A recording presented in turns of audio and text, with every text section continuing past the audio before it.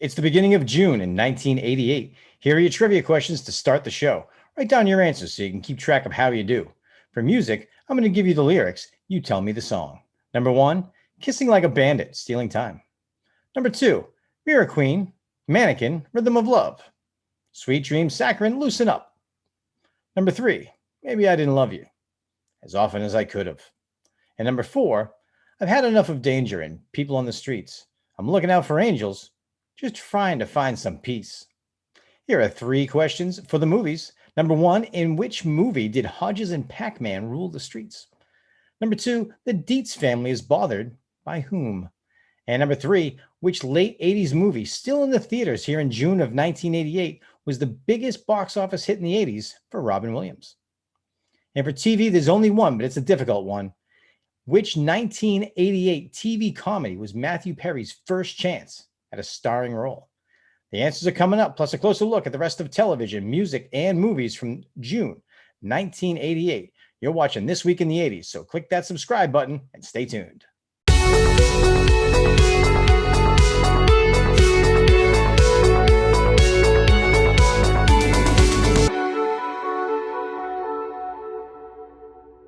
At number 36, that is one of the most amazingly bad experiences I've ever had in my whole life listening to music. This is just one of the worst songs. I can't even call it a song. I'll get to it in a minute. Let's take a look at what we're doing between 40 and 30. I'm going to leave out number 36 and get back to it. Before I do number 40, I want to remind you that I make a playlist for all of the songs in the top 100. I leave some of them out because they're just so bad I can't deal with them and don't think anyone would ever want to listen to them again. Others get included because they are so bad, like number 36 on today's chart. After you're done watching, make sure you go find that playlist and listen to it. You're probably not going to listen to this one too many times. There's a lot of bad songs on it. There's a few good ones as well. Number 40, Tall Cool One by Robert Plant. It's a fine song. It doesn't rock. It's not Led Zeppelin, but I mean, who am I to say Robert Plant can't rock? That dude knows rock. Number 39, I'm Still Searching by Glass Tiger. These are the guys that did Don't Forget Me When I'm Gone. We didn't forget you, and we're still searching for another good song. This ain't it. Number 38, Rod Stewart. Why is Rod Stewart Lost in You on the charts? Why is Rod Stewart being listened to in 1988? What were we doing? Number 37, Pink Cadillac, Natalie Cole, a retread, but it was fine. Number 36, here it is. Here is number 36. It is called When We Kiss by Bardot. I had never heard it that I could remember anyway, so I sought it out. I put it on. Guys, I'm blown away by how bad this song is. It's tough to even call it a song. It's just some girl talking, but it's not rap. There's barely any music being played, some background stuff someone made on a synthesizer or something like that. And it is grade A, number 1, terrible. It's awesome. Find it on the playlist, listen to it, send it to your friends, tell them how much you love it, and get them to listen to it too. That's how bad it is. That's how much fun it is. Number 35, speaking of fun songs, Da Butt by EU. You remember doing Da Butt? It was on the School Days soundtrack. Number 34, Angel by Aerosmith. Remember I mentioned the 70s bands that were kind of getting soft on us? There's one, Angel by Aerosmith. Aerosmith's Permanent Vacation has a lot of kick-ass songs. Angel's really kind of soft. Give me Ragdoll. Number 33, My Girl by Suave.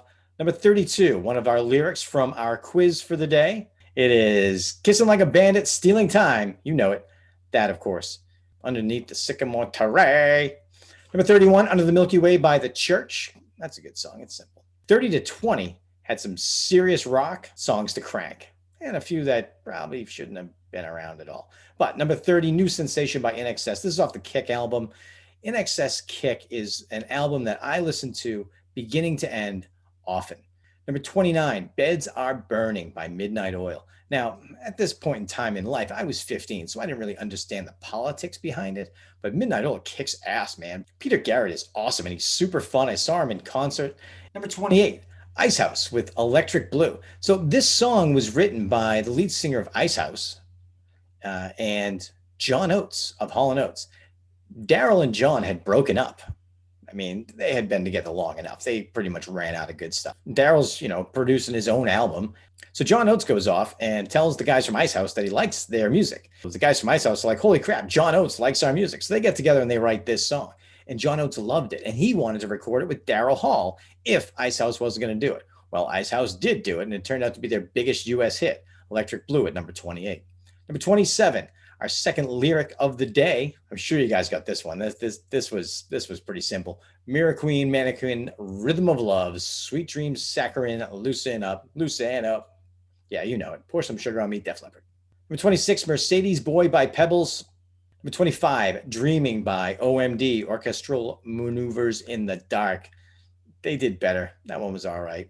Number 24, Strange But True by Times Two. Your guess is as good as mine. Number 23, another song that rocks. Nothing But a Good Time by Poison. I always say this. People give Poison a hard time for being really soft. You know what? It's nothing but a good time. It's a fun song. So put it on, crank it up, and sing along and smile. Number 22, Night and Day by Al B. Shore. Here's an absolute truth. So I made this playlist, and Night and Day came on, and I remember it. Like sometimes these songs come on, and you remember them. And you start kind of singing along with it, and you're like, oh yeah, I remember that song. I always thought this was a woman. It's not. Sorry, Al. Number 21, Two Occasions by The Deal. Horrible. Listen to it once and never listen to it again. Let's do 20 to 10. Number 20, Kiss Me Deadly, Lita Ford. God, this is a kick-ass song. This is one that comes on and you can't help but crank it and sing along. Lita Ford is awesome, man. Like, she just kicks all the ass. When we think about like women rockers, like true badass women rockers, is Lita Ford at the top of every list? Like, she has to be, right? Is there a more badass rocker than Lita Ford? I don't think so. Number 19, more 70s bands that went soft on us. Cheap Trick with The Flame. It's a good song, but it's no surrender. Number 18, I Still Believe by Brenda K. Starr. After 11 weeks on the chart, they dropped down to number 17. This was Always on My Mind by the Pet Shop Boys. And there's song lyric number 3, Pet Shop Boys. Maybe I didn't love you quite as often as I could have. You're always on my mind. Now, everybody knows that Willie Nelson does it the best, but this is a pretty good version. Topped out at number 6. Number 16, We All Sleep Alone by Cher. Can't stand Cher. No. None of that. Number 15, Alphabet Street by Prince. This is not one of my favorites by Prince. It's really long and really aggravating. Number 14, The Valley Road, Bruce Hornsby and the Range. He sings more than Just the Way It Is. This is a good song. You probably know it. Number 13, The Danish Rockers, a hair band at number 13. This one actually ended up in the top 10. It's on its way down at this point.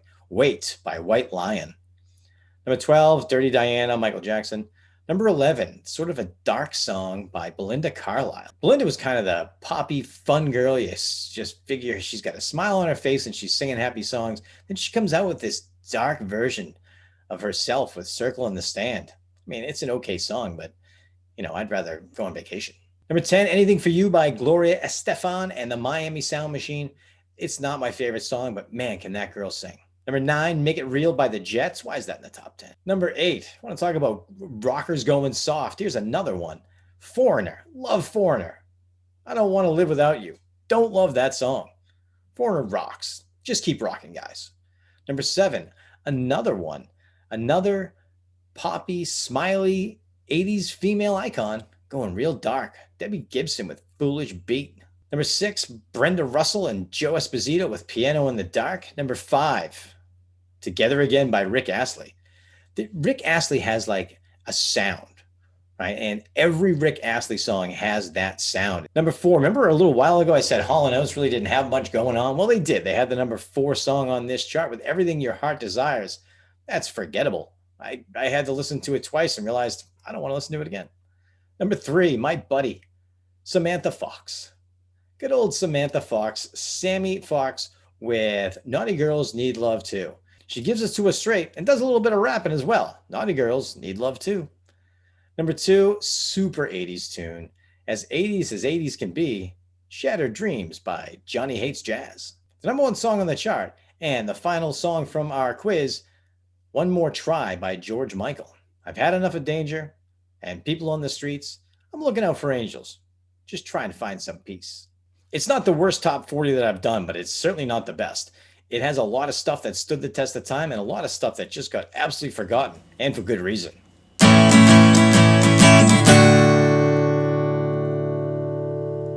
Hey 80s fan, are you enjoying this trip back to the 80s with me today? Well, then click that like button down below and don't forget to hit subscribe as well. That way we can hang out every week.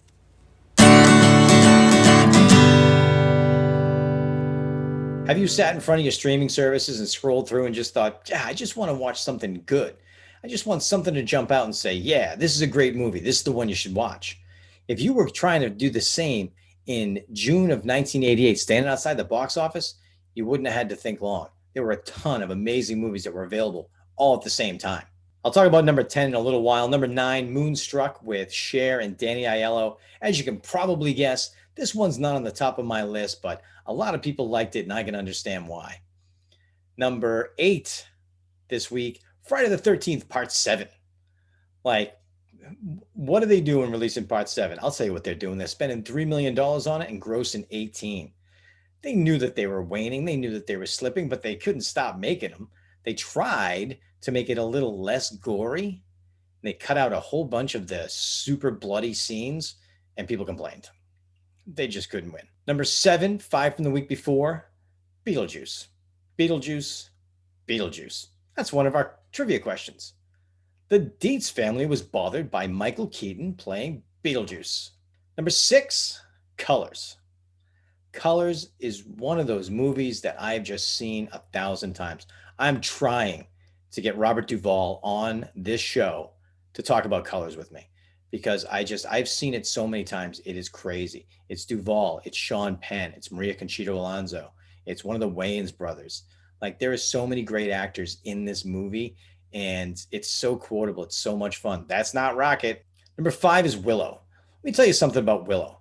Willow is loaded with huge names. It didn't become the blockbuster that everyone expected it to be. Number 4 this week, Funny Farm with Chevy Chase. Incredibly average. Like, it's not the funniest movie you've seen. It's not a terrible movie. It's almost what I expect from Chevy Chase. Unless he's Clark W. Griswold, he's just average. You watch it, you don't hate it. You just wish you were watching a Bill Murray movie instead. Number 3, Rambo 3. Sly Stallone checking in. In this one, he's so jacked up it's insane, and he's taking on the Russian army. Number 2, Big. Tom Hanks in Big. Zoltar. Zoltar, I just want to be big. This movie is one of my favorites. I've seen it so many times. And you know what? Listen, when he calls the top bunk, like, that is just spectacular. The girl was so disappointed. I loved it. The number 1 movie this week, Crocodile Dundee 2. The original Crocodile Dundee was awesome. The second one was kind of awesome. It's what you would expect a sequel to be. Kind of as good as the first one. Not really as good as the first one. I skipped over number 10 because that's the answer to our trivia question for movies. Which 80s movie was Robin Williams' top 80s movie at the box office? That was Good Morning Vietnam, when he played Adrian Cronauer. Good Morning Vietnam. I've seen this movie a lot. I watch a lot of Robin Williams movies because Robin Williams as a person and as an actor makes me happy. I know he's gone, but everything that Robin Williams did as a human being to me was special and fantastic. Good Morning Vietnam, right up at the top. What a movie. It's Saturday, June 4th, 1988. What are you watching on television? Well, if you're looking for shows that aren't very good, you got plenty of choices. On ABC, we've got Probe. Probe is basically a high-tech whodunit, and after 8 episodes, nobody cared. On CBS, we had the High Mountain Rangers. Search and Rescue in Nevada. Sound fantastic? Exactly what you're looking for at 8 o'clock on a Saturday night? Nope. NBC was more like it. NBC is what 80s kids wants. NBC had The Facts of Life, followed by 227. 227 had Florence from the Jeffersons. I don't know if she was playing Florence from the Jeffersons at that time, but it was the same lady, and she was pretty damn funny. The Facts of Life still had the same crew going on. Obviously, Charlotte Rae at this point had been replaced by Cloris Leachman, but you still had the top 4 with Joe, Blair, Natalie, and Tootie. It was the last season for The Facts of Life. After a 9-year run, they kept us entertained. In June of 1988, Fox had entered the mix and was starting to put out their own shows. Some of them they ripped off from others. Others they copied from others. Others were just terrible. But let's take a look anyway. They started out with Family Double Dare this night. Now, everybody remembers Double Dare with Mark Summers from Nickelodeon. Well, the first season had gone pretty well, and they decided that they were going to do a second season. But Fox, being Fox at the time, they were really about pushing the envelope. So they wanted to have some other teams come in, not just families. In fact, one of the ideas that was floated was Playboy Playmates versus Dallas Cowboys cheerleaders in Double Dare. I'd watch that. Nickelodeon wasn't impressed. As soon as they heard that Fox wanted to do that, they pulled the plug, and that was the end of Family Double Dare. At 8:30, we had Second Chance. Second Chance is the answer to the final quiz question of the day. That was Matthew Perry's first opportunity to be a starring part of a show. Before this, he had had other parts, bit parts, one episodes here and there. But in this one, this was his show. He was the star. It lasted 21 episodes. At 9 o'clock on ABC, we had O'Hara. O'Hara lasted 2 seasons, and its star was Pat Morita. You're an 80s kid, right? You love Pat Morita. You love Mr. Miyagi. Didn't really watch him so much as O'Hara. He was a cop, and he didn't like to use guns, so he used some karate, which is no here, no here, but here. That was my best Pat Morita. I hope I didn't offend anybody. But if I did, they won't be watching this show because 80s kids don't get offended. So it lasted 30 episodes. They changed the whole thing in the second season to try to make more people like it. It didn't work and it got canceled. Sorry, Pat. We love you anyway. CBS gave us Tour of Duty. Tour of Duty was the Vietnam squadron, had Staff Sergeant Zeke Anderson. My father absolutely loved this show, and I loved watching it with him. It lasted 3 seasons, 58 episodes. Fox, of course, not to be outdone in the we produce the same as other people and change it a bit and hope to have the same success routine, came out with the Dirty Dozen television show. They put it up against Tour of Duty. So Fox was looking around like, yeah, you guys like Vietnam War stuff? Well, here's World War II stuff. Which one are you going to pick? Well, for the ratings on this particular night, Tour of Duty gave us a 7.6 and the Dirty Dozen gave us 1.9. Dirty Dozen got canceled quickly. Nobody wanted to watch that. At 9 o'clock on NBC, we had the Golden Girls. They won the slot, 14.4. War, Pat Morita, Golden Girls. Bring it on, Estelle. The 10 o'clock slot gave us Spencer for Hire, West 57th, and Hunter. Which one was your preference? Probably Hunter. That's the one most people watched.